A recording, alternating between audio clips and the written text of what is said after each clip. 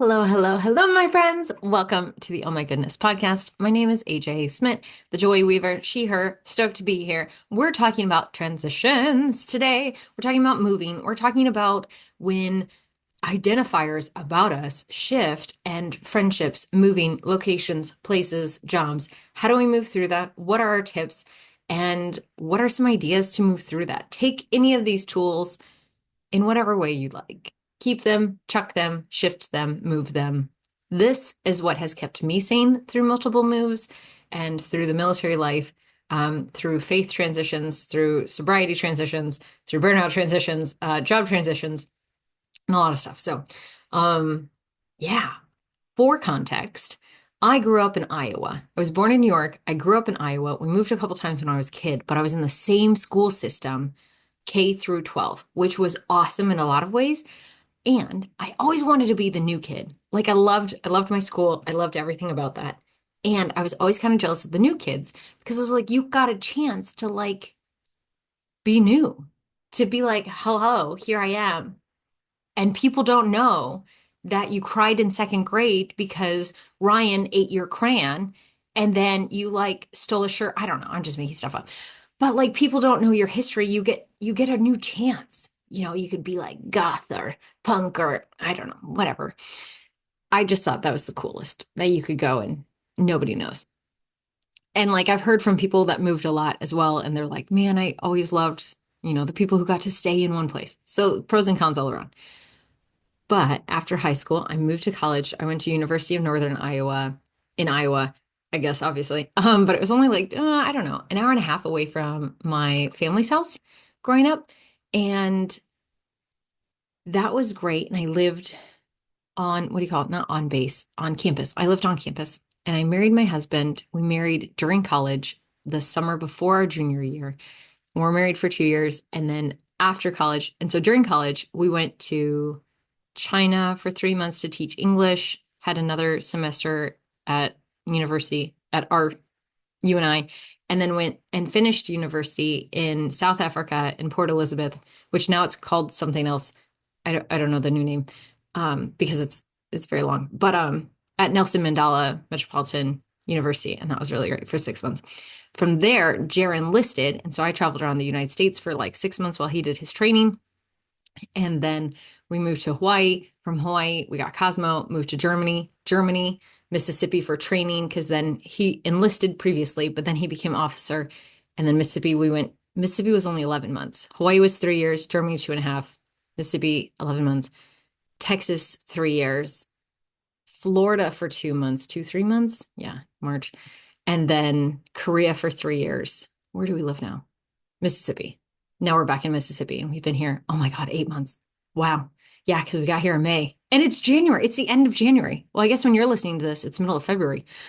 Whoa, time. Time is weird. So that's my physical moving. Man, transitions are wild, aren't they? I cut my life up into where I lived because it's easier. I don't remember years. Other context for this is I have ADHD combined type. And I was talking with a client this past week and I said something, we were talking about time, and I realized I don't feel time. Like I thought this was a normal thing, like a lot of people, but I think it might be specific to people like us, people who have ADHD. And like the majority of my clients are neurospicy in some way, shape, or form. So it always makes me laugh when people are like, hey, I might be autistic or I might have ADHD. I'm like, welcome to the club. It's all good. Everybody gets to sit here. But if you don't feel time, like I don't, like 1 minute also feels like an hour feels like 5 minutes. So sometimes I'll be like, yeah, I'm coming, I'm on my way. And then I look down my clock and it's been 30 minutes. I'm like, oh my God, I was just brushing my teeth. Where did the time go? I don't know. So I use a lot of timers on my phone. And I did this thing where I got a watch. That sounds so stupid when I say it like that. But like, I don't, okay, we're going to take an offshoot, but just stick with me. I don't like textures. And speaking of, I'm wearing the sweatshirt right now and it makes me want to claw off my skin. So we're taking that off, even though I'm freezing, but whatever. Um, we're not that cold. We're just kind of cold. It's 28 degrees outside and it's the South. What? But it's our 1 week of winter. I'll allow it. But I've never really worn a watch in my life, but I've been wearing bracelets. I go through phases where I can stand to have things on my body, bracelet wise or not. So right now I'm in a bracelet phase, and I was losing track of time a lot lately. So I got a watch from Walmart, and it's just this cute little watch, but it's helping immensely. Also, did you know? Okay, I guess we're touching on small transitions. I was going to make that a different podcast, but we'll do a little moment here.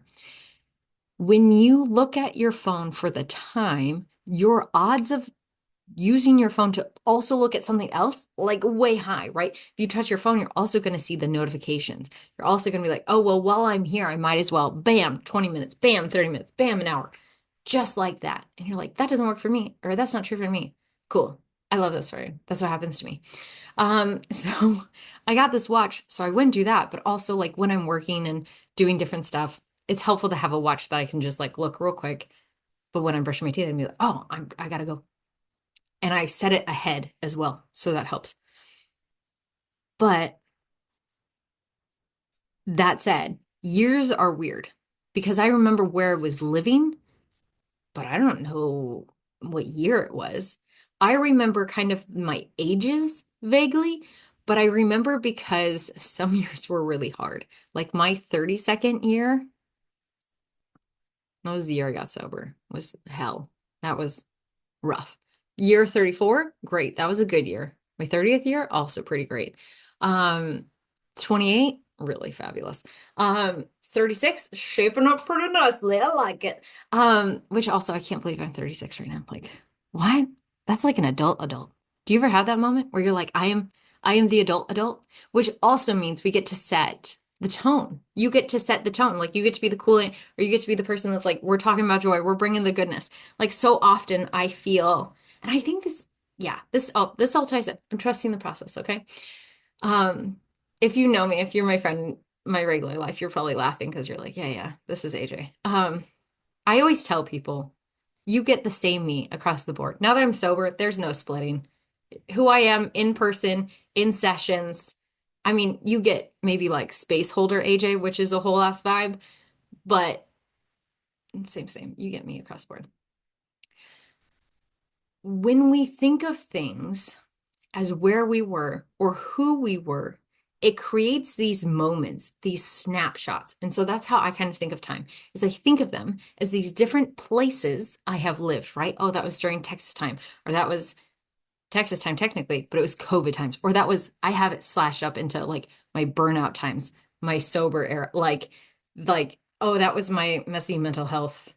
South Korea, the first 2 years is just half of it's a wash because I was severely burned. I was like really great for 2 months, and then I burned out really badly again. And then my mental health got really rough.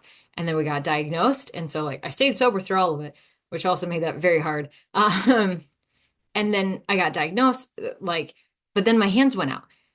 Oh, so like I think of it as kind of like these eras or these timepieces, right? My mermaid time. So it's like Hawaii through Germany, but also like the artsy time. Like, so I think of it as these little subsections. And so, but I transition with my moves.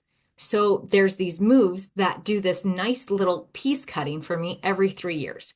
Now, I love this life, but not everybody does. Not everybody likes the military life. This isn't for everyone. I fully recognize that. I am a dandelion. I'll grow anywhere.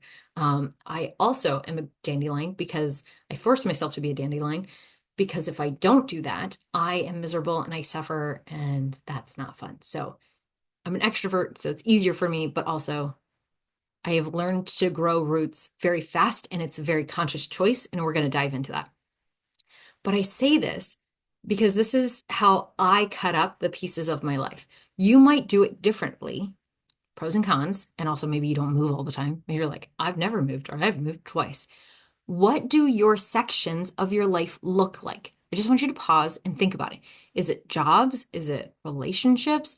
Is it like I shaved my beard? Like, hey, is it maybe you came out of the closet? Maybe you got sober. Maybe your faith changed. What are these transition moments? And if you got some paper or something, this would be really cool to do on paper. And I've done this in workshops before where you kind of map out your life and possibility threads. No, I was like, maybe I've got one of my art journals, but they're on the other side of the room and they're buried under some stuff. And we have it like we call it possibility threads, right? So you have your life thread, and then you've got all these offshoots of all these possibilities that could have happened but didn't. And then we do a whole possibility meditation to like let it go, let God, all that jazz. But there's ideas that we have these pivot point moments, right? Almost like I'm thinking of a robot that's got like a spine, and it adjusts how your tree looks, the path your life takes because of these yes no moments. Do we move? Do we not move? Do we take this job? Do we not take this job? Right? And then adjust accordingly. When you have a transition where you've said yes, no, or this, right? This fifth thing, this third thing, there can be a lot of feelings. There can be a lot of feelings because it's like, oh, but should I have taken this? Should I have done this? Oh, but what about? And we can just get wrapped around the axle. If you are anything like me, you can not afford to get wrapped around the axle because when I get wrapped around the axle, I forget to like do the things I need to do to function in society. I'm in a 12-step program. I am sober. I also, I've said this, I say this all the time. I have ADHD, but those things combined mean that I need more TLC than perhaps the average person does to function in a way that I like. I also like feeling good. I like feeling good. I like feeling good in my body. And that also means it takes certain things. For some people, that's not a priority. But for me, this all ties together, right? Trust the process. For me, transitions, moving, new things are so much harder if I'm not bringing my whole self to the table. If I'm trying to hide, if I'm trying to be somebody different, if I'm trying to people please, if I'm exhausted, the version of me that shows up in the world is me in alignment, is me living with my higher power, with God, Goddess, like flowing through, like spirit flowing through. When I feel aligned, electric, when I'm doing this, when I'm teaching, when I'm speaking, when I'm in sacred space with people, when I'm in red tents, when I'm doing henna and they're crying and they're sharing their story. And it's just like, oh my God, what a gift, what a gift, what a gift.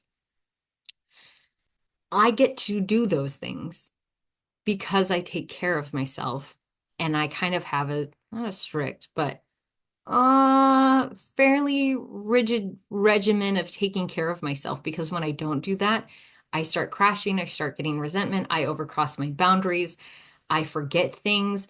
Like people get frustrated with me because then I'm just all over. I'm a tiny hurricane. Like my house will get really messy. I'll forget appointments I've made. Like I have to stay on top of things because if I don't, everything just kind of explodes and falls apart. And so part of the reason why I share so many tools is honestly because I thought everybody was struggling this hard. I thought everybody,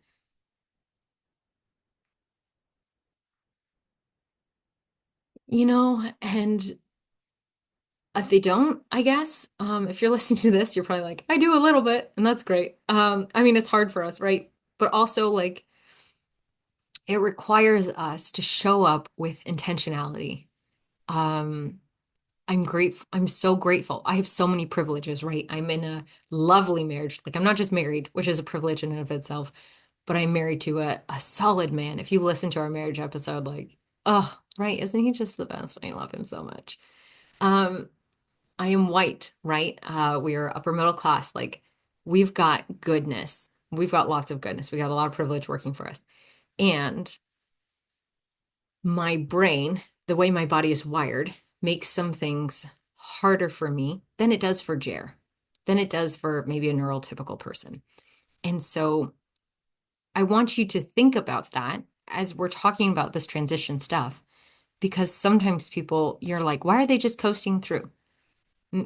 Maybe they don't struggle in the same way you did. I thought everybody was wired the same.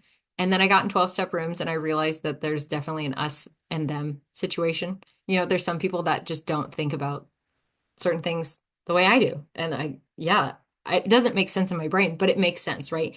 And like I talked to Jer about doom boxes a while back, and I'm like, these stupid ADHD memes. I'm like, everybody struggles with this. He's like, no, not everybody, AJ. You and people with ADHD. It is a circle.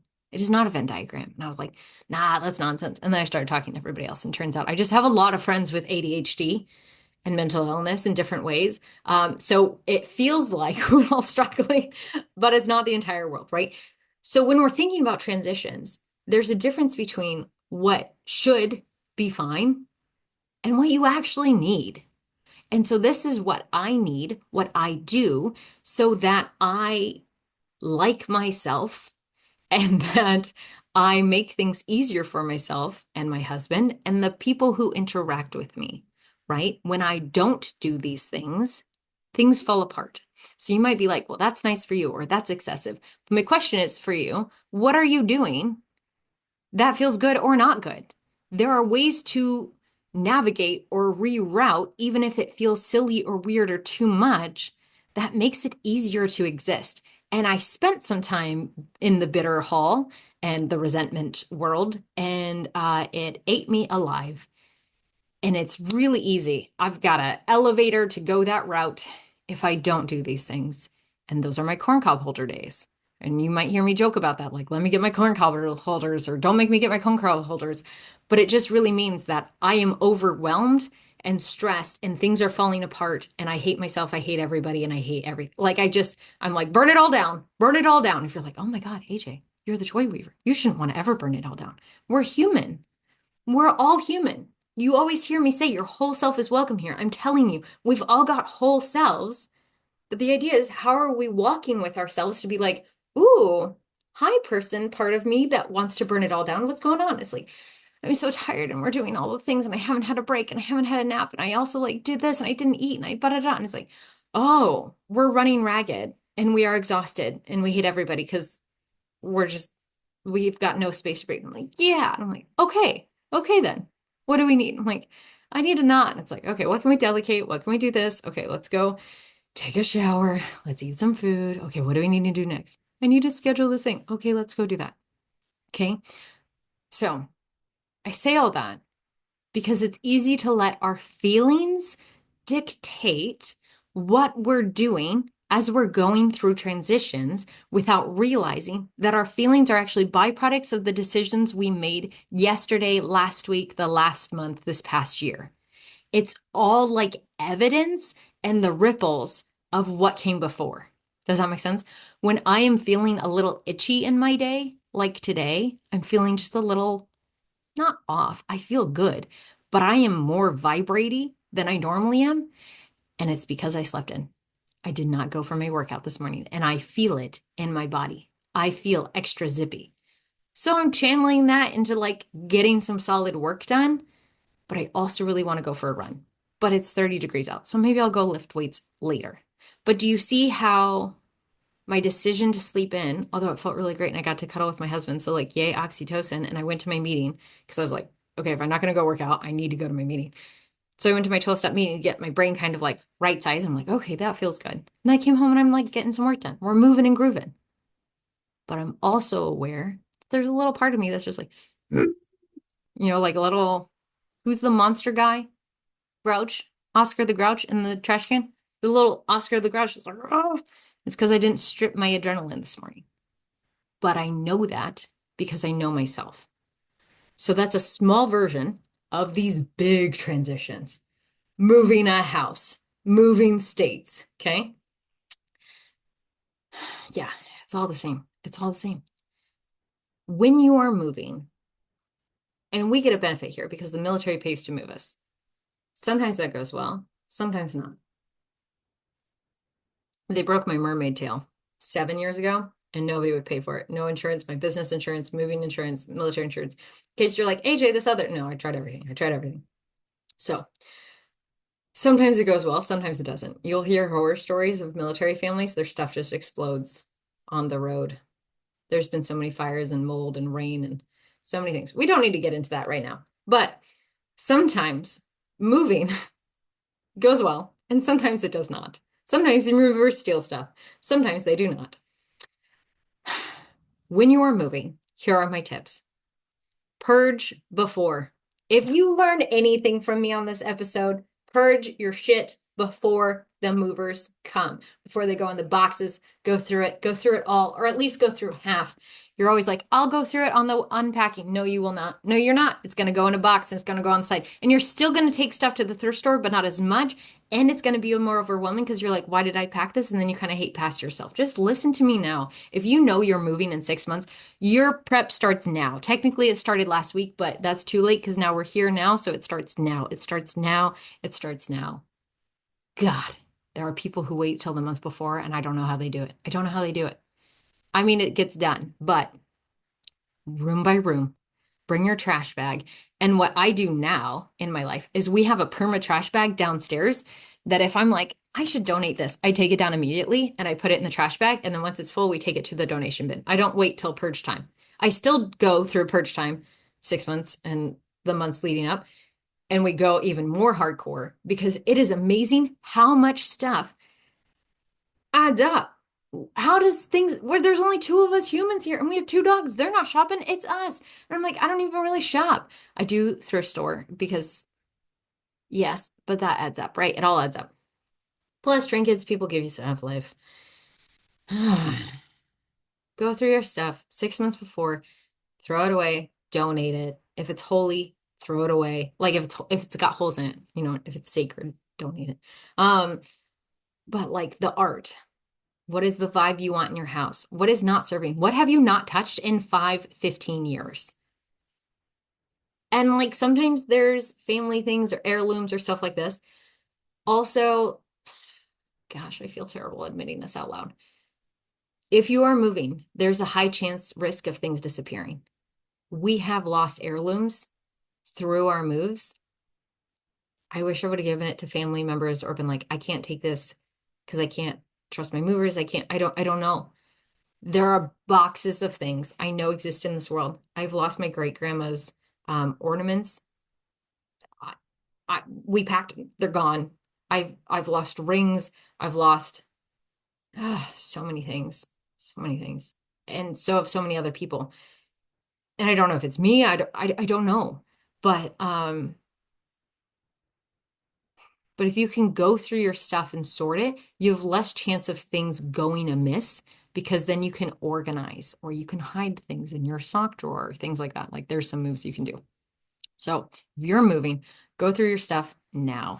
Delete what you don't. Go through your markers. And it's with your spare time that you have. Like so many people, they move like they write books. Like people write a book within like 6 months. They just write out full out. Like I wrote mine in 6 months, but it was like 30 minutes a day. And then I started the editing process. Some people do a whole book situation in 9 months, which, wow, I'm impressed. We've all got skills, right? But that's go team go.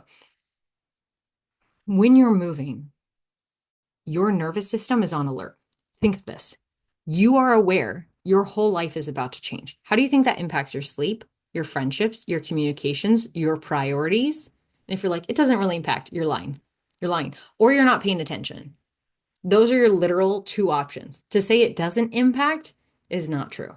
Because then maybe you're just like, hey, I actually don't think about it till 3 months ahead. But then that 3 months is really stressful, isn't it? Paperwork, dog stuff, animal stuff. Oh my gosh, they change it every time. Your own medical stuff, your own paperwork, and then not to mention your mailing things. Do you see how many moving pieces this is? And if you're a military person, they make a PCS binder. If you're not military and you want a PCS binder, you just let me know. I'll get you the link because it's really useful for moving, period.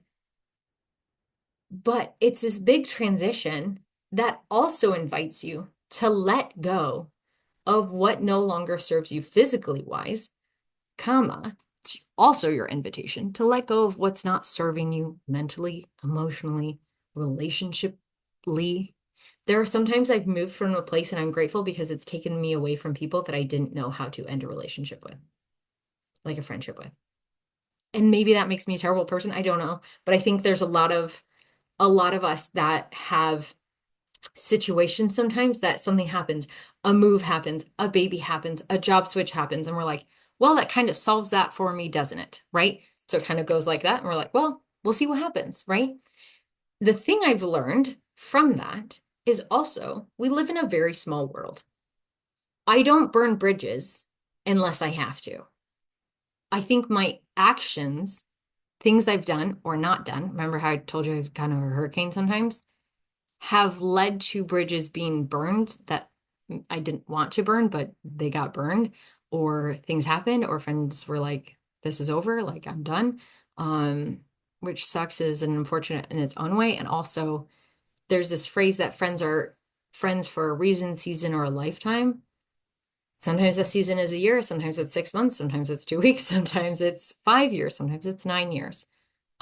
Seasons can be different things, but when we move, there is an open space for things to drop because you cannot hold things like you did before. It's just a statement, right? But it's a true statement. And there will be friendship losses. If you are moving, there will be friendship losses. Not just, and not even angry friendship losses. There are just people that you just don't message or you just don't see, right? There's social friends, there's soul friends, there's um like not systemic friends, but like a friends that you see because of the systems you're in, right? Like you go to card club or you go to bunko or you go to like a dance hall. Those are your like social friends, but you see them because you're part of this certain group. Like maybe you don't hang out, but you're in that specific area all the time. So you just don't see them again. But then maybe you see them 10 years later. I've had people pop up in random places all over the world. I've lived all over the world. I've traveled all over the world. When I tell you, I have seen somebody from Cedar Rapids when I was in Germany, and I was like, I know you. And they're like, oh my God, hey. And I'm like, what are you doing here? And they were on vacation and I lived there. Like, do you see how random that is? And also in the military world, we've learned it's a very small world. It's small Air Force. It's a big ass military, but it's a small one. So you'll be at the same station with people again. You'll move and then they'll move and they'll follow. So don't badmouth people. Don't talk bad about people behind their backs. I do my best not to say anything to anybody about anybody that I wouldn't be willing to say in front of their face. Right. And that has that's come with a learning curve for sure. And there's been times that I've said stuff in confidence to people and it's been used against me. And that sucks. And there's been vice versa, that people have told me stuff that somebody told somebody in confidence that they were trying to sort out. And that sucks too. So when you're in transition time, things are going to come up, because think of it like water is still, I mean, or like a flowing bank, whatever. But if you throw some boulders in there, if you're moving, boulders are moving, you're going to get splashed, things are going to come up. And also, like, time starts moving differently because you're packing things up, you're moving your priorities, and then people are like, hey, can we hang out? You're like, in this area or this area. So my invitation to you is, when you're going through a transition, be super tender and gentle with yourself, with your time, your energy, your friendships, as much as you can. And like, you know what, looking at this, I don't know if this is great information because like of my past experience, but try not to take it personally when things happen. Like, do the best you can, but also recognize that loss is a part of moving. Loss is a part of transitions. You're letting some things go. You're letting some people go. And like, just like cord cutting rituals, like it doesn't always mean that they're not going to be in your lives, but it's just that cord of that time is no longer attached. So maybe they stay for other reasons, or then they're acquaintances. Like friends can become acquaintances and then become friends again. Or like, I think like the Facebook friend world, it's made things so different, right? There's some people that are like, we're super close. And I'm like, okay, great. Like, I love this. But we don't talk outside of like every 6 months. But they feel close and I feel like they're a friend, and cool, great. I love this. Like, yes, I love this. For me, it's like we pick up where we drop off. That is not true for everyone, right? And I've gotten messages from friends that are like, you haven't chatted with me in 6 months. Like, what's going on? I'm like, I, what? Like, what's wrong? I don't know. I don't think anything's wrong. And they're like, yeah, why? And I'm like, shit. Okay. Yeah, everything's good. Here's the cat. Here's what I've been doing. That doesn't work for everybody, right? And when we're in transitions, when we're in these periods of moving, you'll see how sometimes our life is set up to sustain some friendships that when you move, they're no longer sustainable because you're not in the same town, you're not in the same city, you're not doing some of the same things. And it hurts. and it's frustrating and it's unfortunate. And you learn your patterns, right? I know my patterns, and I try really hard to just be like, hey, from the get-go now, and if you've become my friend in the last 2 years, you know I'm pretty good at saying this from the get-go of like, hey, here's the type of friendship I'm at. Like when I'm there, I'm present, but I'm also like running on full cylinders in my life. So we weave in and out and we trust. If you need something, say something, like let me know, say your quiet thoughts out loud. Like I don't know unless you tell me, because like time is weird and we're just going. And sometimes they're okay with that. And they're like, hey, sometimes I'm like, I understand. Then like, maybe I'm not the best friend for you. Like if you want to be my acquaintance or like light friend, go for it. But that's something I've picked up through the years of moving, so that when I go to a new place, I know the friendships I'm looking for. I know the caliber of human I want to surround myself with, right? And in different seasons, it's been different things. Right now, I'm looking, the friendships I'm cultivating and the friendships I'm holding on strongly to and the friendships I'm building here in, where do I live right now? Biloxi? Yeah, I live in Mississippi, are ones of women who are, and queer people who are standing tall in who they are and what they do and how they're showing up.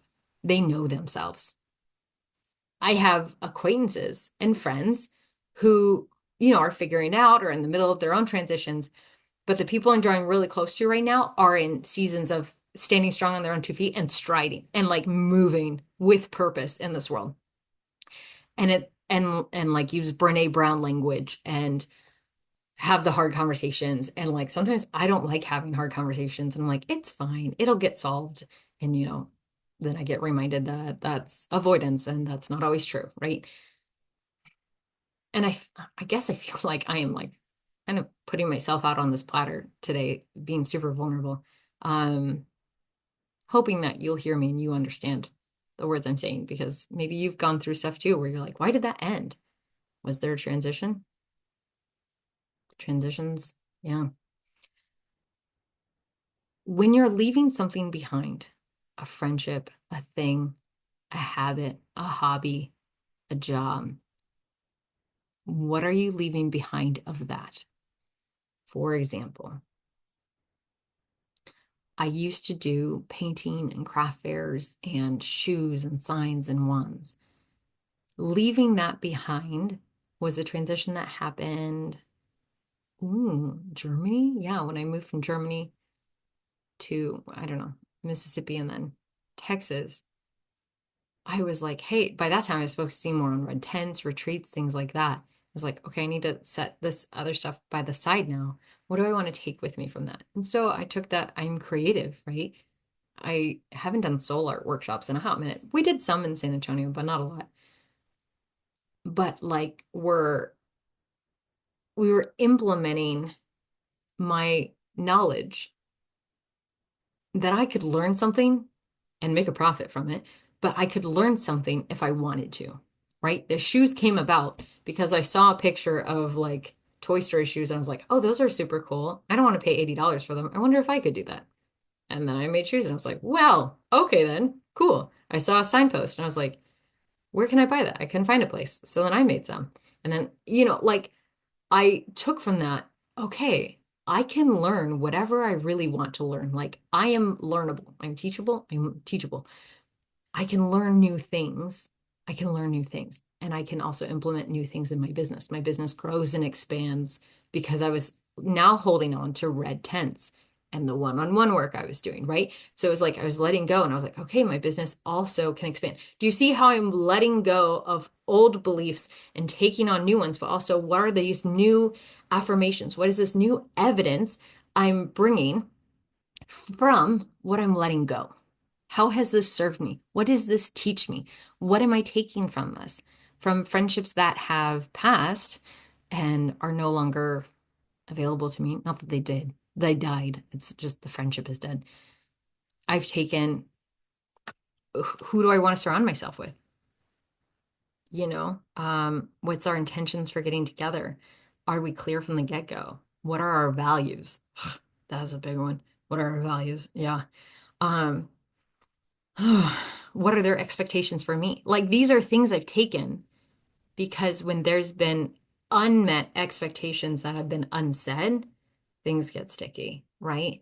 Um, and so when you're realizing something is done, something is finished, it's not always a bad thing. There are times, reasons, and seasons. Does it hurt like a mofo? Yes. Do we sob in our bathtub? Yes. Do we cry and like rage and wonder and question everything? Yes. And what are we learning from it? How are we growing? What information are we taking from this? And if you're like, AJ, that seems like a very calloused. I just said we cried a lot. Okay. We cried. We grieved. After grieving comes acceptance, right? And also grief is a weird train and it's squirrely and it's all over the place. But at some point after something happens, you've got to process it. Like otherwise it just kind of stays of like, why did that happen? What happened? So like just like if somebody actually dies, they look at the body and they're like, how did they die? Like they have their emorgium, what do you call it? The thing where they look at the body. Somebody just said it out loud. So whatever that is. Yes, you know what I'm saying. Oh, I can't think of it. Okay. Do the same thing with the things you're letting go of. Why did this happen? What was my role in it? Do I need to make an amends? God, I hate making amends. I hate that because I don't want to always admit that I did something wrong because a lot of times actually all the time, we're all doing the best we can at any given point. So when I'm making amends, it's because I thought I was doing something the right way and I wasn't. Does that make sense? Like I screwed up, I overstepped, and I didn't see the situation well, and I did something that wasn't great. So my side of the street cleaning that up is not always fun. And it's really helpful because then it gives me clarity on the future when something happens. I'm like, oh, this is what I did last time. And then it went badly like this. How do I want to show up this time? Right. And that's the other part of that transition sandwich. You're in the middle, right? Transition is like, how does this translate to new? Okay. If it didn't work this time, here's what we're going to do differently. Right. Insanity is doing the same thing every time, expecting the same result. It's not how that goes. Oh, it's 11:11. Make a wish. Okay. So when we land in a new spot, how do you want to show up? What does intentionality look like? What does integrity look like? As weird as it may sound for me to be like, hey, I'd like to go on a friend date. Here's the kind of friendship I'm looking for.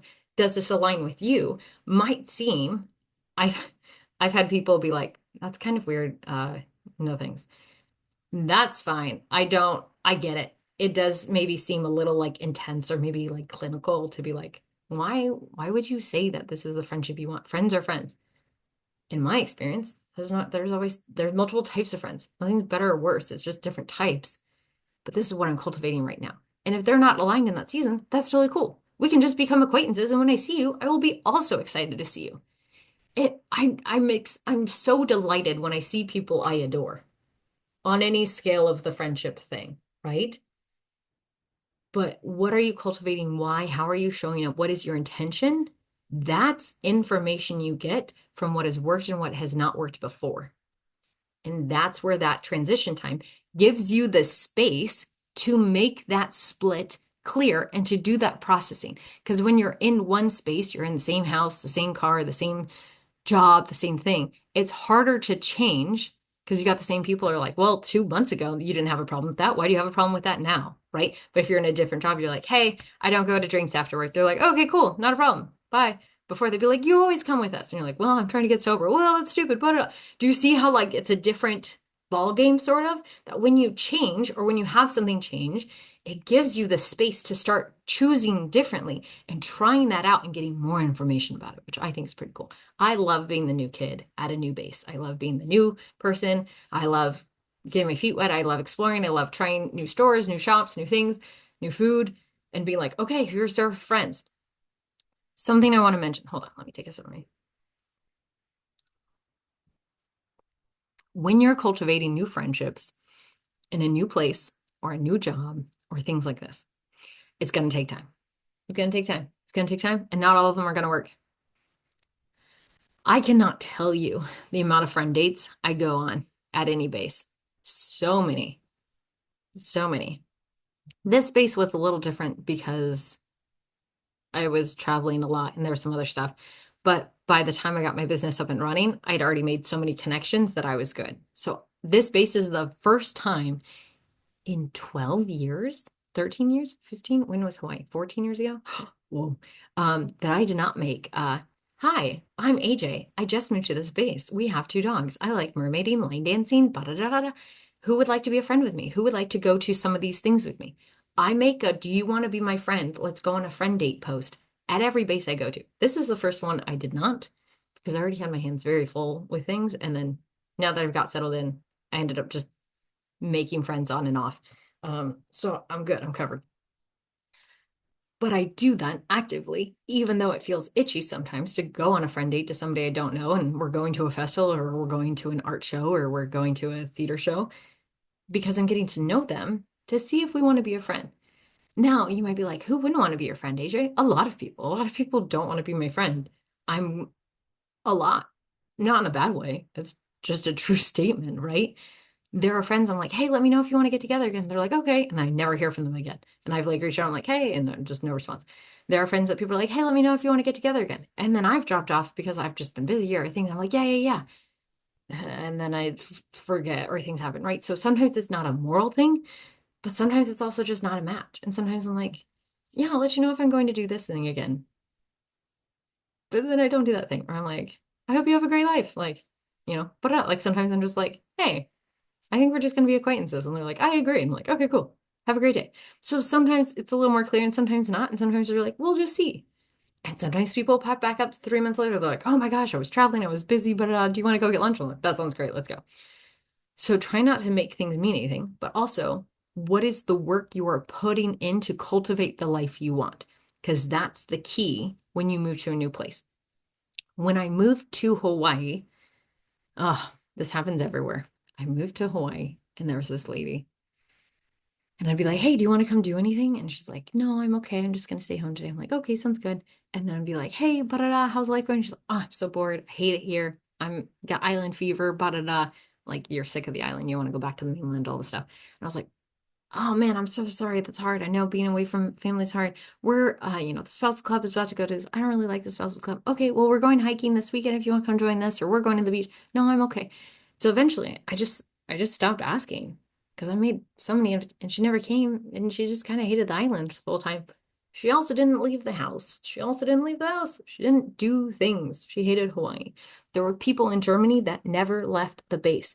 They never left the military base. They were in Germany, one of my favorite countries. And she never left. Multiple people never left Germany Air Force Base. Same thing in South Korea. People were too afraid to travel on the highway or try the trains or go to Seoul. People never wore hanboks or slept in like,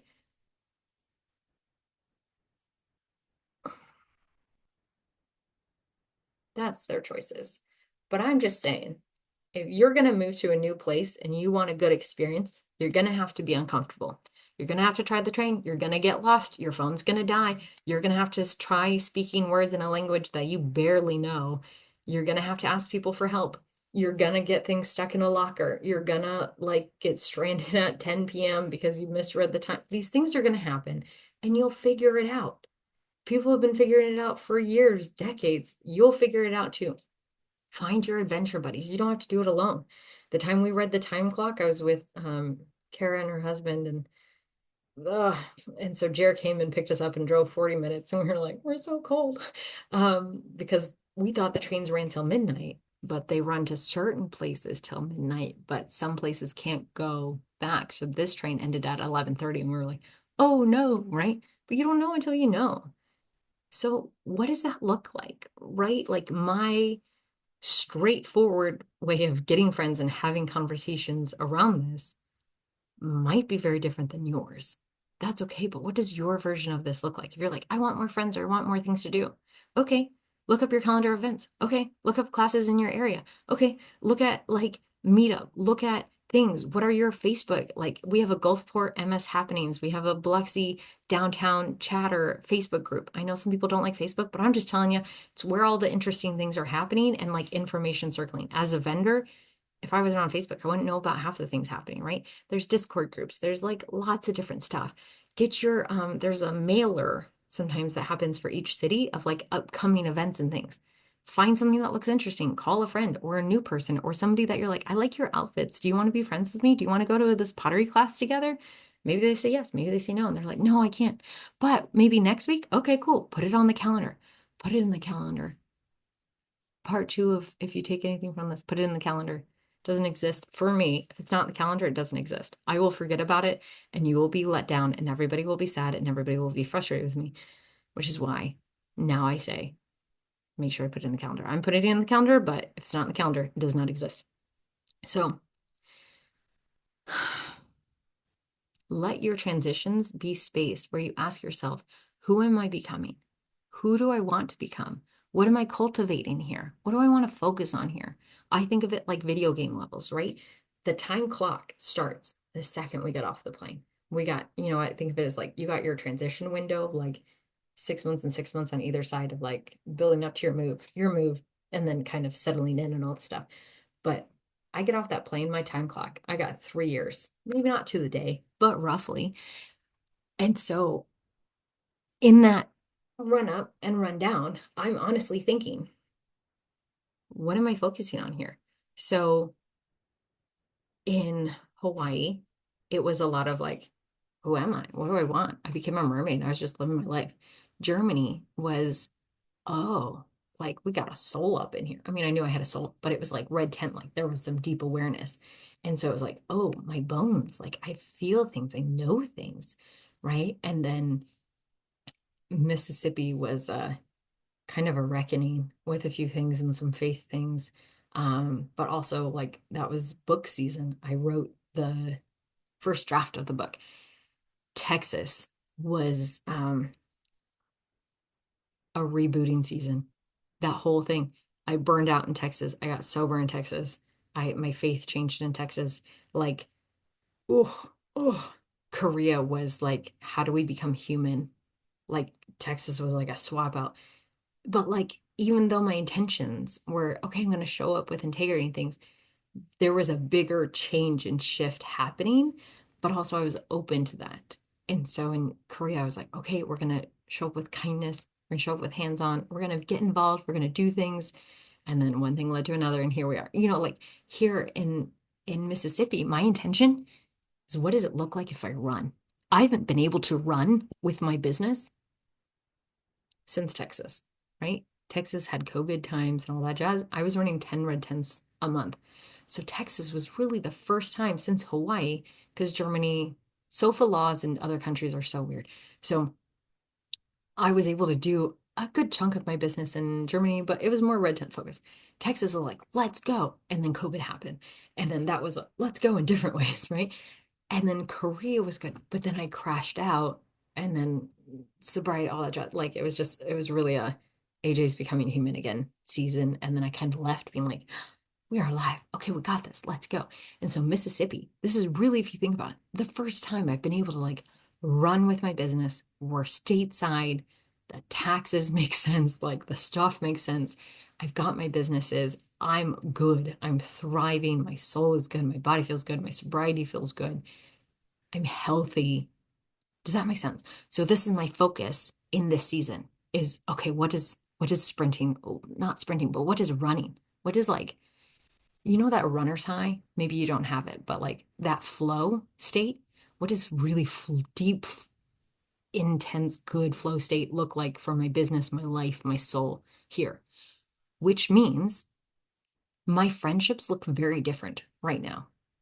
And the friends that are holding on and staying with me in the season are ones that are okay with spur of the moment or planning a month out or like, hey, do you've got time this week? And I'm like, yep, I could 6 a.m. or I could 4:30 or anything. And they're like, great, let's do it. Let's have a mini coffee chat or things like that. And they're not making it mean anything when I'm like, hey, I can't, I'm gone this week. Next month I'm this, like a month and a half. Can we do this? And they're like, yep, sounds good.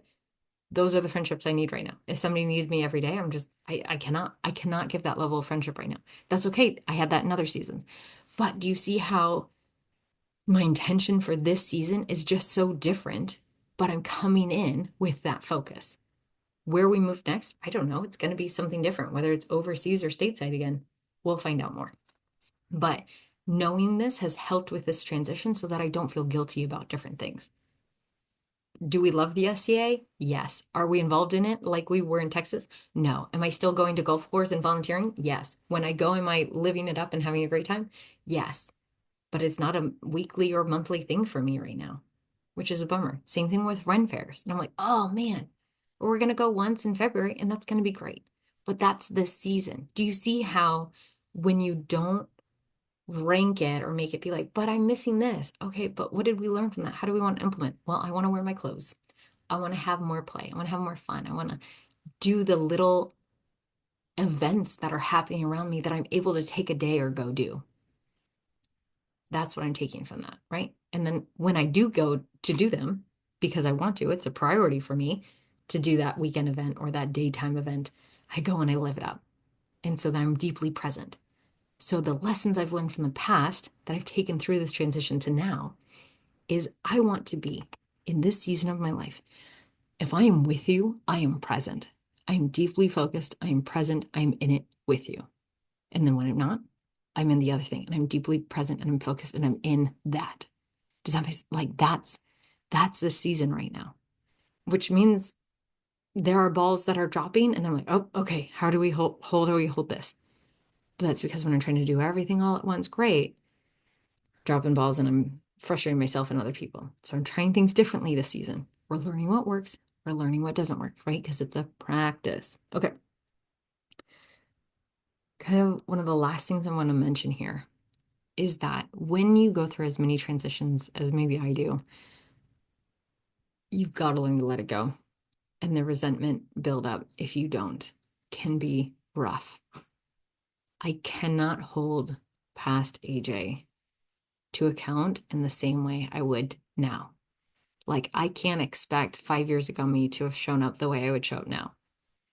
And there are things I miss about that I'm like, man, I wish I could, or like, but it, and it's just, it is what it is. And so you've got to learn to like let it go and be like, okay, I'm trusting that that happened and that I'm learning things from it. What am I taking from this? What am I learning about this? How do I want this to impact my show up? I don't want to drop a friendship like I did that one. I communicated terribly in that situation and my friend felt betrayed and I lost a friendship. And I don't want to communicate like that again. So I'm not going to half-ass my communication. If I'm communicating with you and clear and direct, I'm calling people now. I'm sending messages way before I'm traveling someplace to be like, okay, when am I coming? How am I getting there? What's showing up? Because I don't want to lose another friendship like I did previously. Does that make sense? So, but if I kept holding on to that, that resentment's just going to eat away at me and it's going to cloud my vision for moving forward. So that was a lot of information. Let me know what stuck out for you, what came up for you. I'm going to pause real quick and see if there's anything else I want to mention about transitions and things. Oh, yes, game plan. Make a game plan. Write it down. Write it down in multiple places. Write it down somewhere electronic so you can reference it in multiple places. Maybe this isn't a big game plan, kind of like the PCS binder that I mentioned, but like my day has like I usually write it down like, okay, what am I trying to get done today? What am I trying to get done this week? Okay, what's this month? What's this focus? So much of transitions showing up in our life, change is always happening. And so, okay, how do I want to move forward with intention? So even if you don't have big transitions, I'm curious, transitioning from night to day, transitioning from day to night, transitioning from one activity to another. And maybe I think I'll do like a little podcast episode on small transitions, like my daytime stuff, because as an ADHD person, I use a lot of different tools for those. But think about the bigger transitions. What are you moving in? What is shifting for you? What are you learning? How is it changing you? Because sometimes when you're staying in one spot, it's actually a little bit harder to change because you don't have that outside factor that's pressuring you to change. It's not like a pressure cooker. Because whether you want to or not, if you move this many times like we have, you change. Just you meet so many people, you're in so many different cultures, it changes you. But you can fight against that change or go with it, right? How you amplify it, how you use it, how you flow with it changes so much because I've seen people that fight against it and it just makes it harder. So those are my thoughts. Oh, thank you for listening. Thank you for listening to this podcast. If this has been helpful for you, please like, subscribe, all of the things, share it with a friend, share it online, send me a message, TheJoyWeaver on Facebook or Instagram. You can also email me, TheJoyWeaver@gmail.com. If you'd like to book a session, you can also do that on my website. And I hope you have a marvelous day. I'd love to hear what's coming up with you in transitions and changes, and how do you walk yourself through big things. So this is what helps me, and I hope it helped you today. Sing your soul song, friends, and have a marvelous day.